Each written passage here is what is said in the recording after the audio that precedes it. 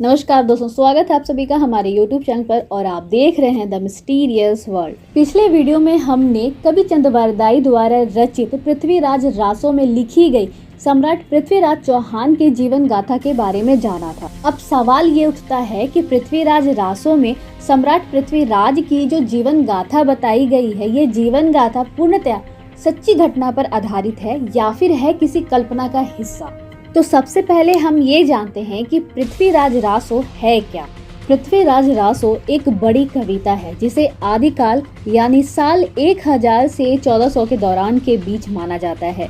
हिंदी साहित्य को 4 भागों में बांटा गया है: आदिकाल, भक्तिकाल, रीतिकाल और आधुनिकता।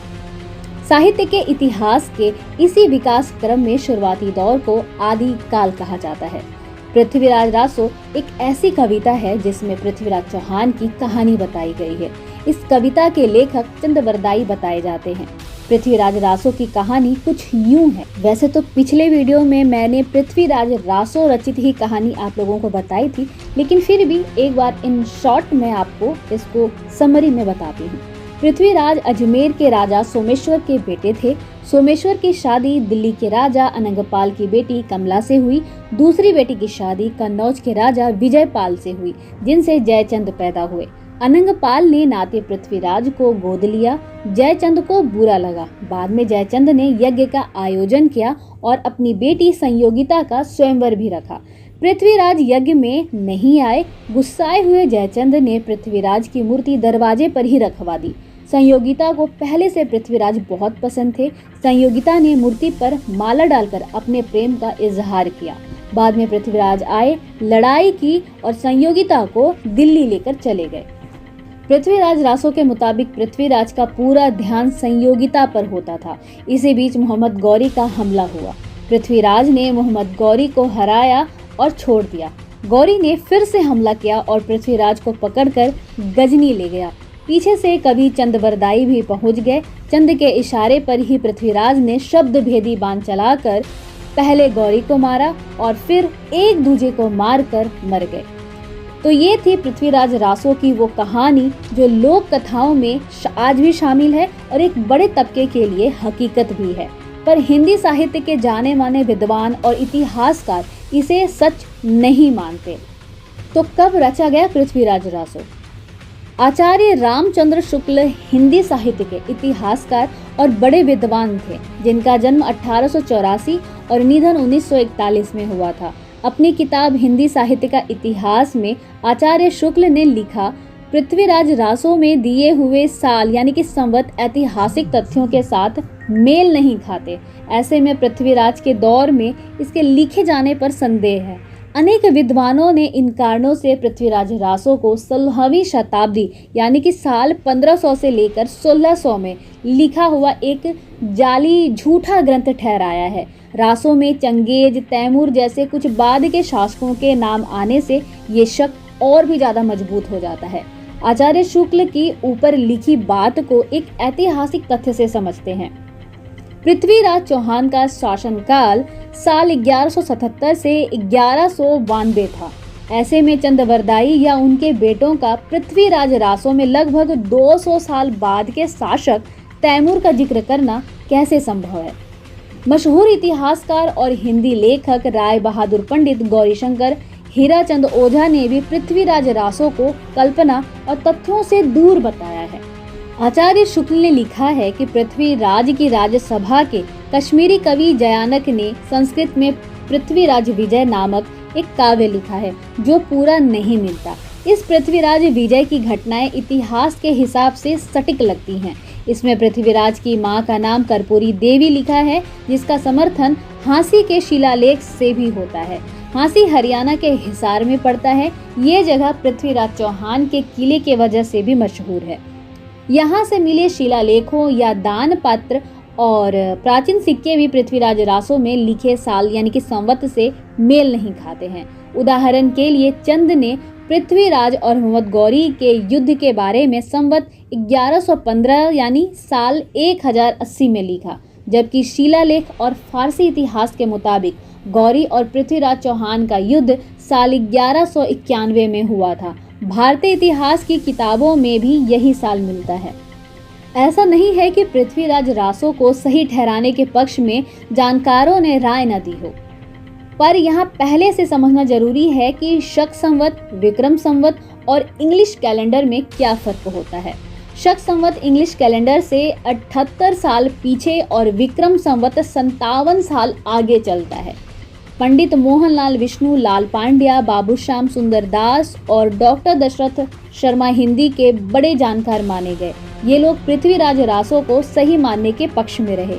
पांड्या के मुताबिक पृथ्वीराज रासो में संवत का फर्क यानी 90 से 91 साल के अंतर के नियम से पड़ता है और ये अंतर भूल नहीं बल्कि जानबूझकर रखा गया है।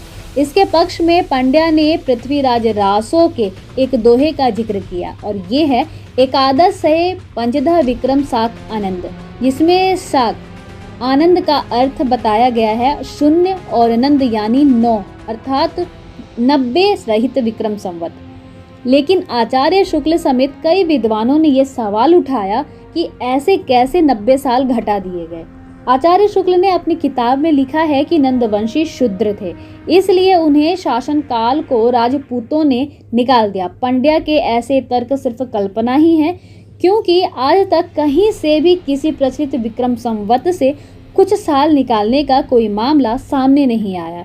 पृथ्वीराज रासो अगर किसी समसामयिक कवि ने रचा होता तो कुछ थोड़े से अंश ही पीछे से मिले होते तो कुछ घटनाएं तो ठीक ही होती।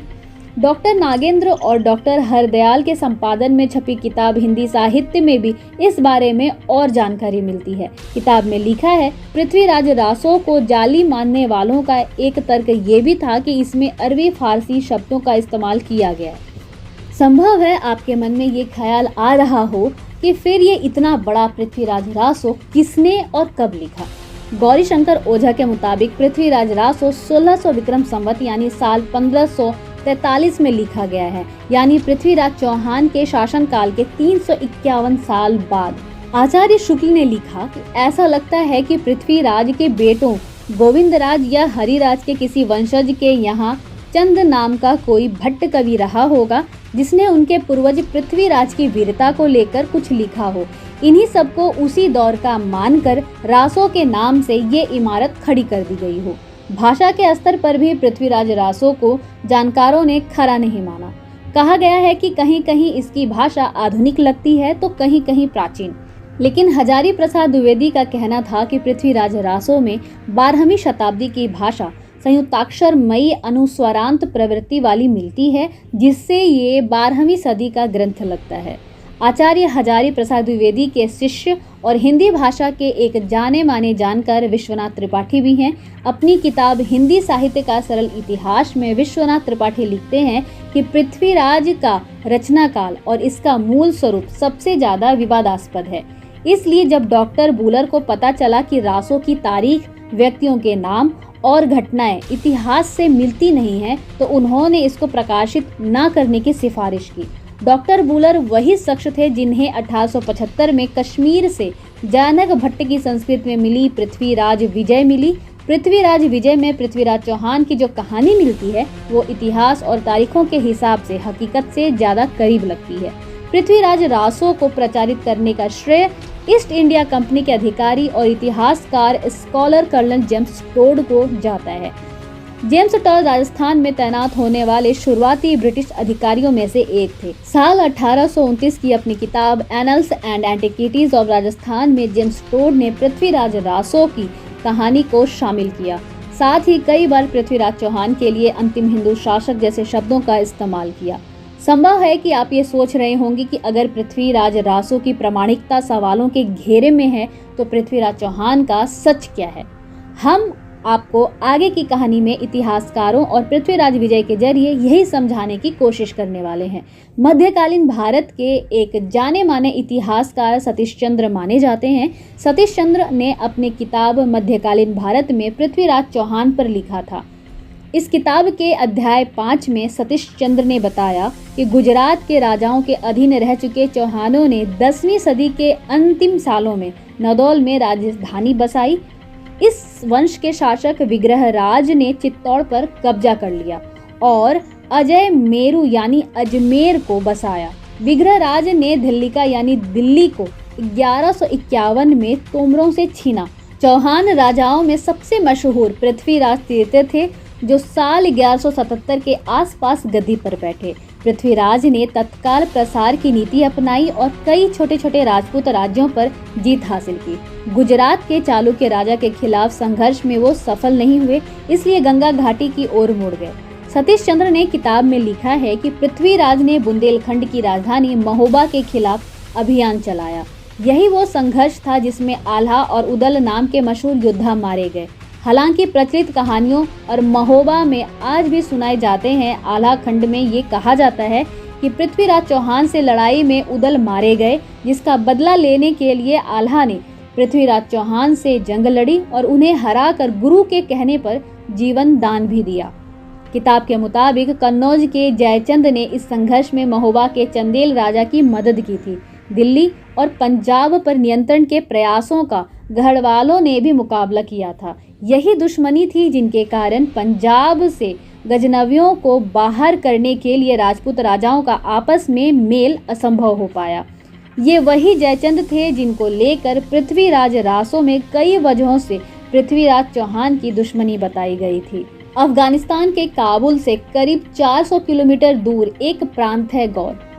यही वो जगह है जिसके नाम पर शहाबुद्दीन मुहम्मद उर्फ मुजुद्दीन मोहम्मद बिन साम का नाम मोहम्मद गौरी भी कहलाया और पूरा भारत आज भी इन्हें इसी नाम से जानता है।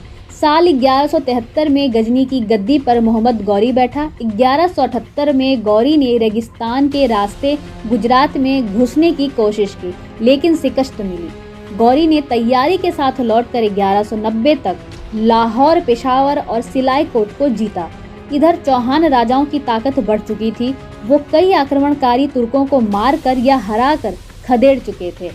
उधर वक्त दो विस्तार पसंद राजाओं का इंतजार कर रहा था। मोहम्मद गौरी और पृथ्वीराज चौहान के बीच 1191 में तराइन की लड़ाई हुई।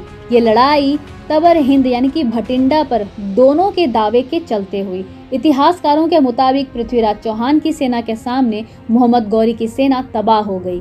मोहम्मद गौरी की जान भी एक युवा खलजी सवार ने बचाई। पृथ्वीराज चौहान तबर हिंद की ओर बढ़े। 12 महीने के घेराबंदी के बाद तबर हिंद पर जीत दर्ज की। पृथ्वीराज ने पंजाब से मोहम्मद गौरी की सेना को खदेड़ने की कोशिश भी नहीं की। इधर मोहम्मद गौरी दूसरी जंग की तैयारी में जुट चुका था। 1192 की ये लड़ाई भारत का इतिहास बदलने वाली थी। कहा जाता है कि मोहम्मद गौरी 1,20,000 सैनिकों के साथ आगे बढ़ा। उसके साथ एक भारी घुड़सवार सेना और 10,000 घुड़सवार तीरंदाज थे। इतिहासकार सतीश चंद्र ने लिखा है कि पृथ्वीराज की पिछली विजय का सिपह सालदार स्कंद कहीं और युद्धरत था। जैसे ही पृथ्वीराज के गौरी के खतरे का अंदाजा हुआ, उन्होंने राजाओं से मदद मांगी। कई राजाओं ने मदद की, सिवाय कन्नौज के राजा जयचंद के। किताब में ये लिखा है कि जयचंद के इस मौके पर मदद न करने की वजह संयोगिता से शादी करने जैसी कहानियां नहीं थी, बल्कि पुरानी दुश्मनी थी। ऐसे में जयचंद का किनारा करना कोई चौंकाने वाली बात नहीं थी। सतीश चंद्र के मुताबिक पृथ्वीराज के 3 लाख की फौज उतारी, जिसमें घुड़सवारों की संख्या ज्यादा थी और 300 हाथी थे।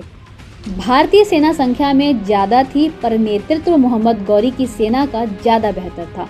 युद्ध में भारतीय सैनिक बड़ी संख्या में मारे गए। सतीश चंद्र की मध्यकालीन भारत की किताब में लिखा है कि युद्ध से पृथ्वीराज बच निकले, लेकिन सिरसा के पास पकड़े गए।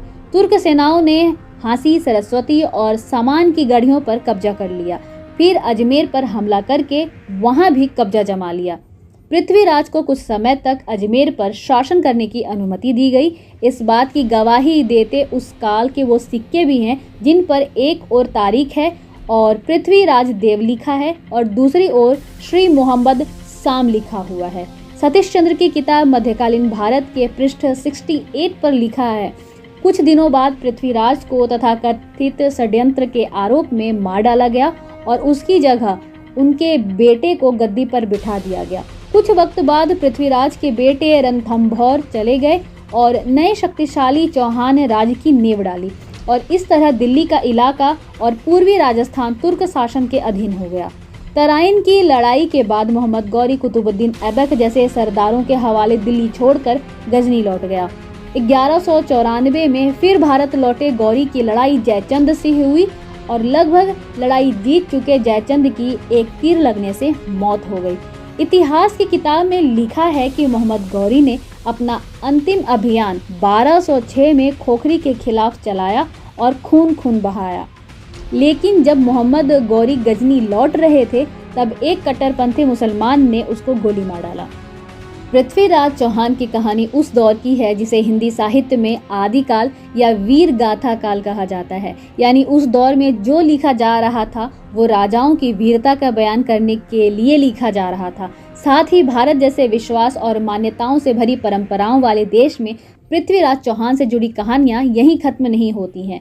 पृथ्वीराज से जुड़ी कई कहानियाँ, कई अन्य दस्तावेज भी मिलती हैं, जिसे चाहे कश्मीर में डॉक्टर बुलर को मिली पृथ्वीराज विजय हो या फिर ताज अल मासीर, तबकात ए नासिरी, पृथ्वीराज प्रबंध चिंतामणि और पुरातन प्रबंध संग्रह। हर लिखा हुआ दस्तावेज पृथ्वीराज चौहान से जुड़ी नई कहानी ही बताता है। उदाहरण के लिए जैन दस्तावेज प्रबंध चिंतामणि, इसके मुताबिक पृथ्वीराज चौहान कई दिनों तक सोते रहते और जब आक्रमण होता तो उठाए न उठते। यूनिवर्सिटी ऑफ टेक्सास में इतिहास पढ़ाने वाली प्रोफेसर सिंथिया टैलबोट ने भी द लास्ट हिंदू एम्परर किताब लिखी। इस किताब में प्रोफेसर सिंथिया डॉक्टर बुलर को कश्मीर में मिली पृथ्वीराज विजय को हकीकत के ज्यादा करीब बताती हैं। हालांकि इसमें 1192 की हार का जिक्र नहीं है, पर चूंकि इसका नाम ही पृथ्वीराज विजय है तो ऐसे में लिखी गई किताब सही भी लगती है।